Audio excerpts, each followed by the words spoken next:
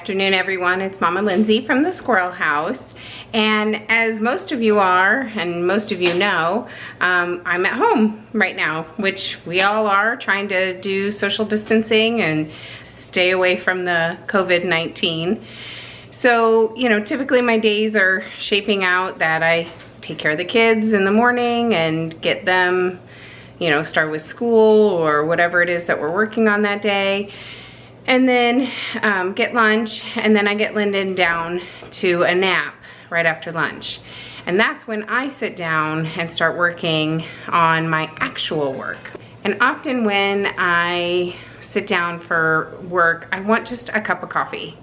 I want just something warm to kind of transition into my working time. James usually makes a full pot of coffee in the morning, and sometimes I'll have a cup and sometimes I won't. It just depends on how I'm feeling for that day. But I've found myself craving an afternoon cup of coffee during when I'm transitioning to my work. So I saw this Dalgona coffee. I'm sure you guys, a lot of you have seen it, and it's kind of a thing right now.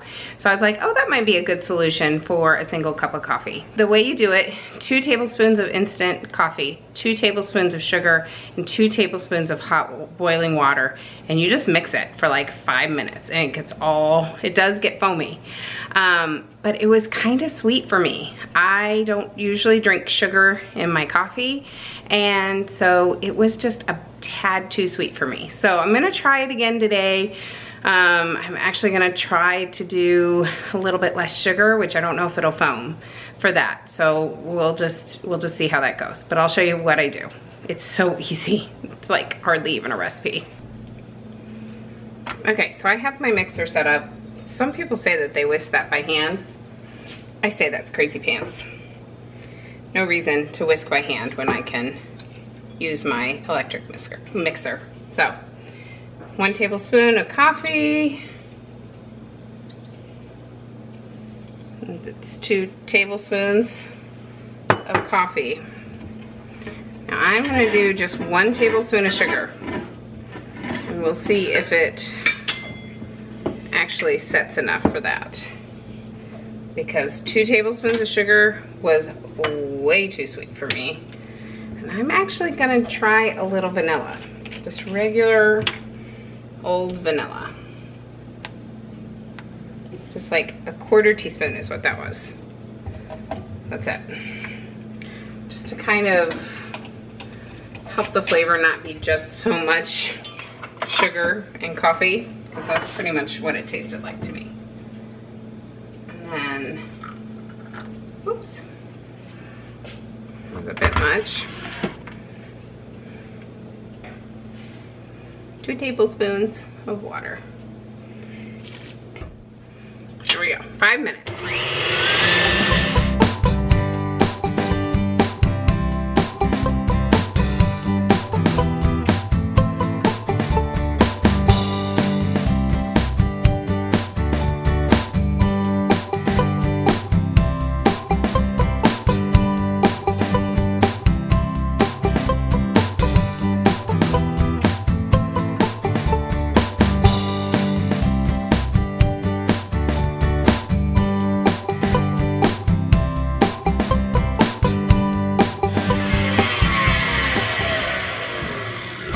Alright, so that's 5 minutes right there. And you can see that it's fluffed up. Just like, you know, just like with 2 tablespoons of sugar.